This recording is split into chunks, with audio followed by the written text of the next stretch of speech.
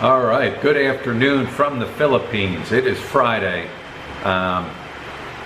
This morning I went down and picked up my 13A visa, my iCard.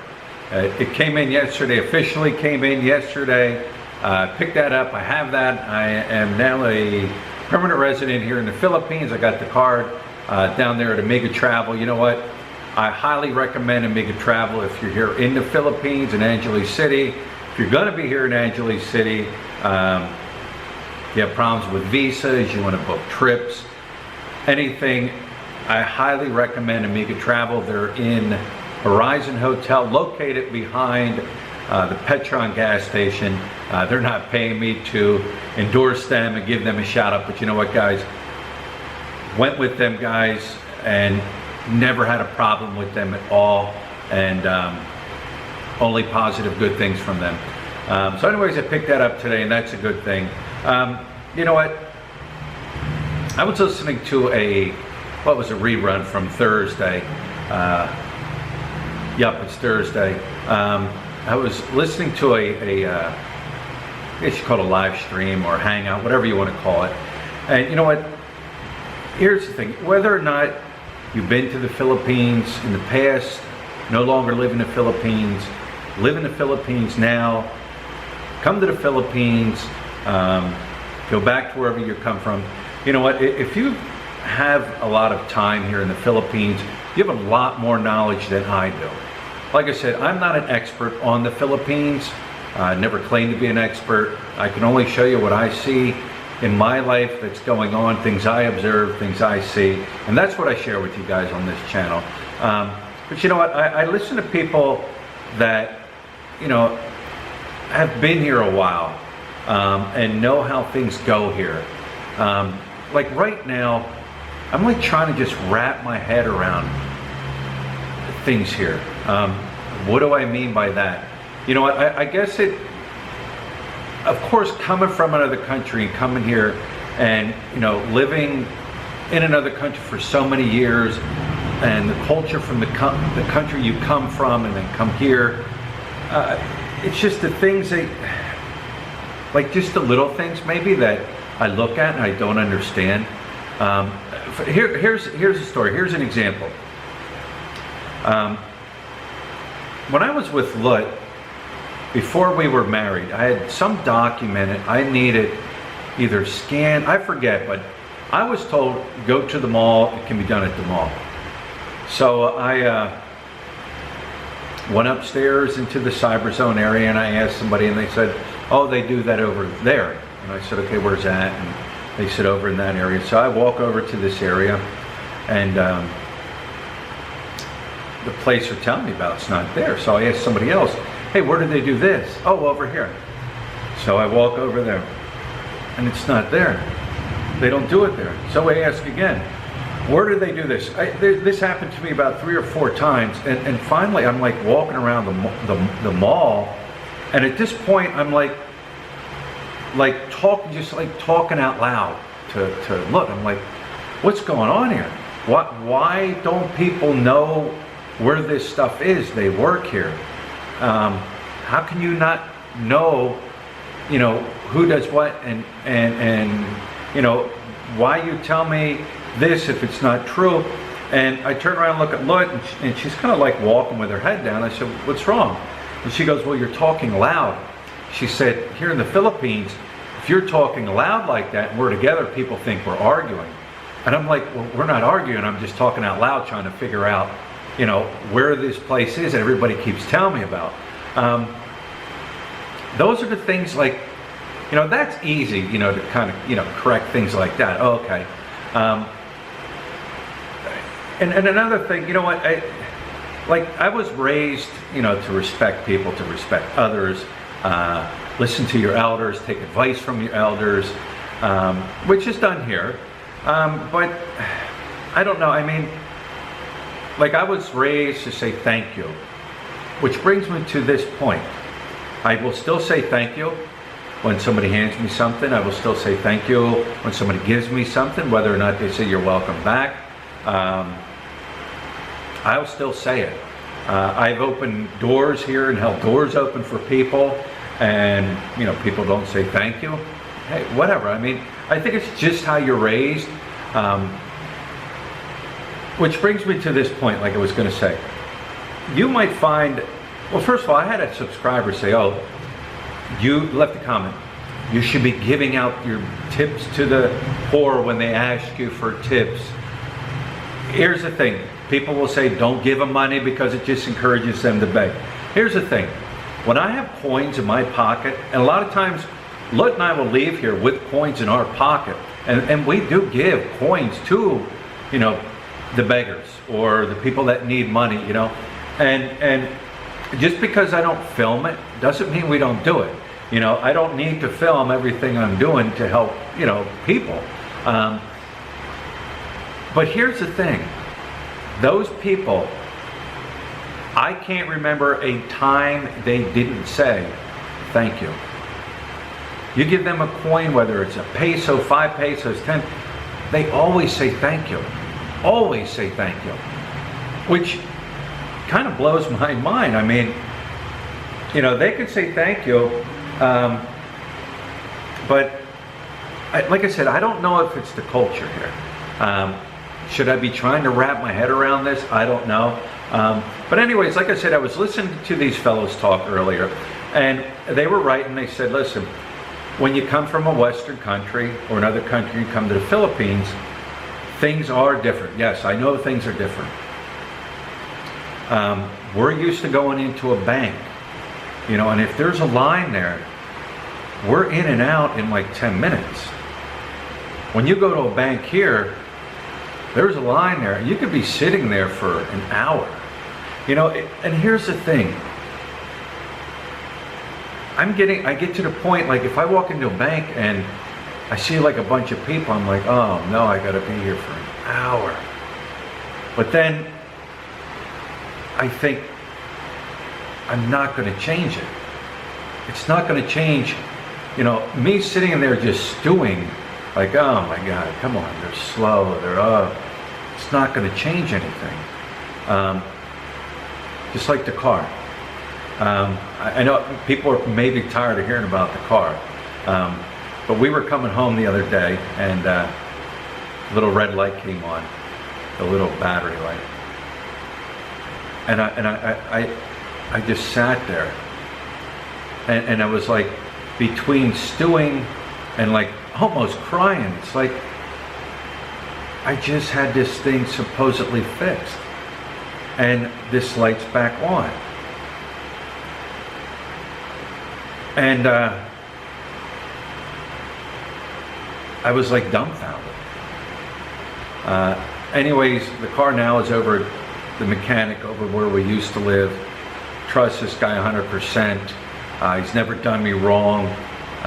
Will always tell me, listen, we'll try it this way to correct it first. If we don't, we take the next step.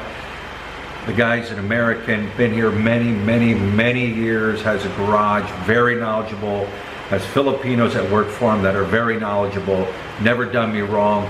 Guy, he was recommended to me by a bunch of other people, so the car's over there.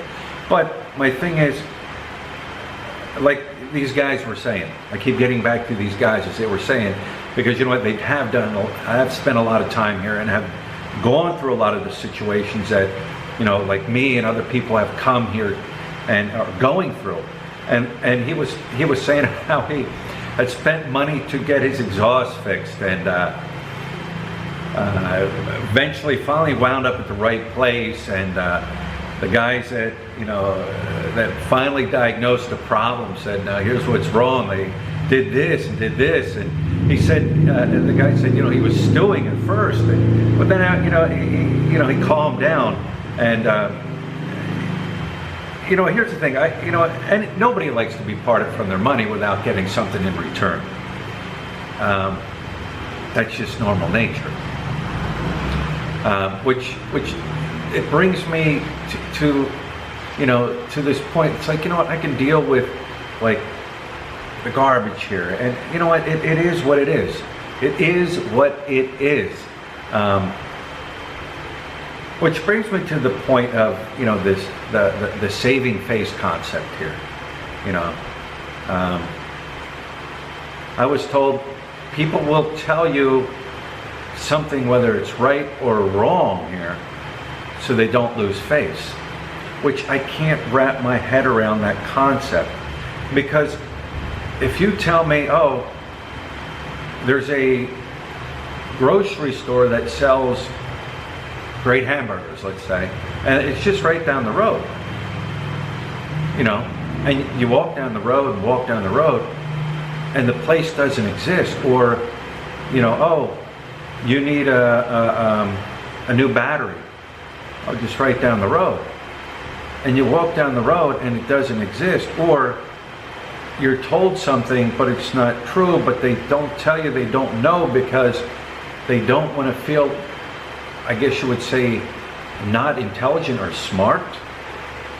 I don't understand that concept, because my thinking is, by you telling me something that's not true,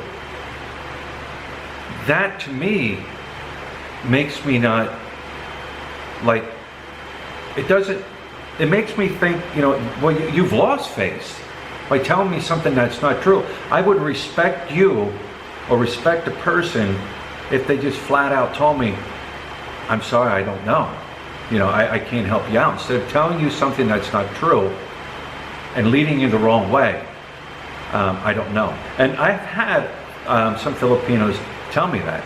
And I look them straight in the face and I tell them, you know what, thank you so much for being honest and telling me you don't know, than telling me something that's not true. I don't know. I can't wrap my brain around that concept. You know, like, with another thing with, like, people say playing music. I don't know. I trust me, I've slept through and put up with people playing music in the province when we were down there, and even up here.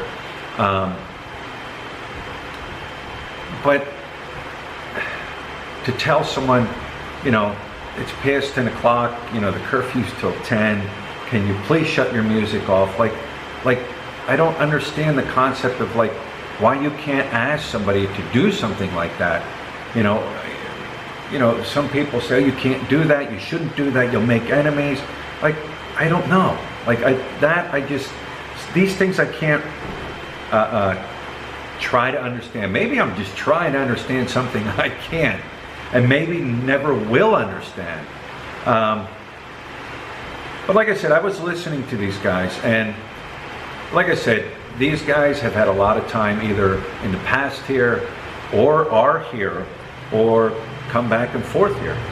And they, you know what, they basically said, until you can accept it and not try to figure it out, you have to accept it. If you don't accept it, you're going to go crazy, like you're going to drive yourself crazy. And you know what, I catch myself sometimes like what? I don't get it. And then Lutz says, don't be high blood, don't be high blood. And you know what, my wife, she's amazing and she's great. You know, she's been there for me, you know, when I've had, you know, run-ins here, and you know, with accidents and trying to deal with things here. And you know what, she's been there for me. And you know, she always has my back, and she always tries to guide me in the right direction. And my wife is amazing. And you know, if you have a good Filipino wife, you know, they're going to be there for you all the time here, and direct you in the way you should go and things you shouldn't say. But yeah, I mean, like I said, now, you know, here's the thing: 99.9% of the Filipinos here have good hearts, good souls, are happy, they're smiling. And I've always said it, if you smile and say hello, good morning, magandang umaga, they're going to say hello and good morning and good afternoon right back to you, and they're happy people with what they, you know, with the things, you know, that they have here. Like I guess it's one of those things, like somebody said, you know, they don't realize what they don't have because they never had it. Like where we come from, different parts of the world, and come here, you know, we know what we've had.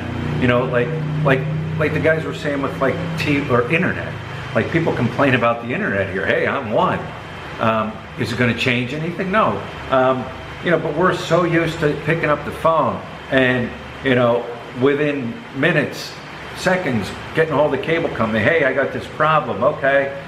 They're online, they're fixing it on the line, and bam, it's fixed. Or, sorry, but we can be out there tomorrow at this time, and boom, they're out here, they fix it, and things are done quickly and done, you know, fast.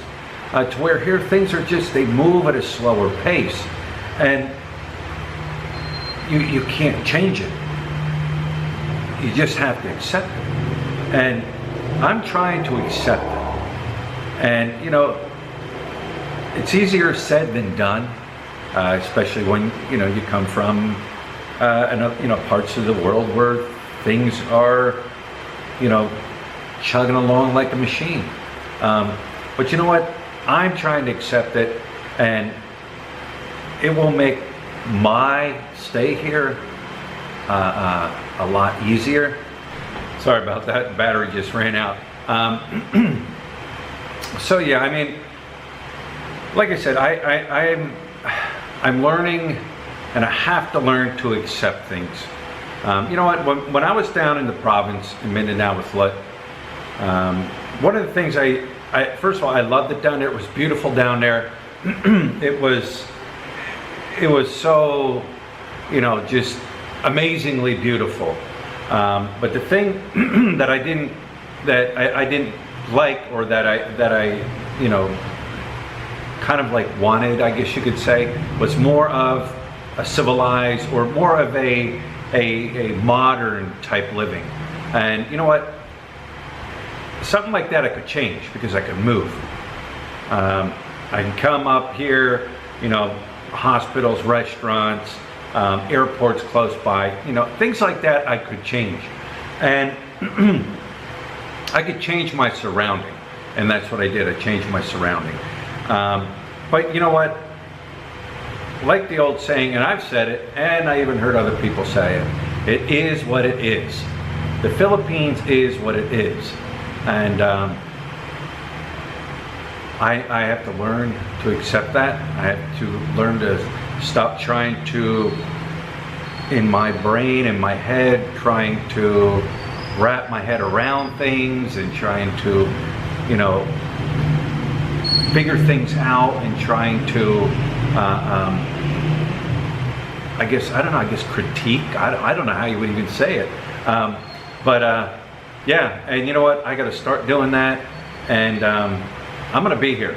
I'm not going anywhere. I'm going to be here, and I'm going to continue to do these vlogs, and I'm going to continue to show you my life here. And but yes, I need to start relaxing. I need to start accepting things for what they are, and my life is going to be a little bit easier here. And you know what, guys? The journey will continue tomorrow, and we'll talk to you then.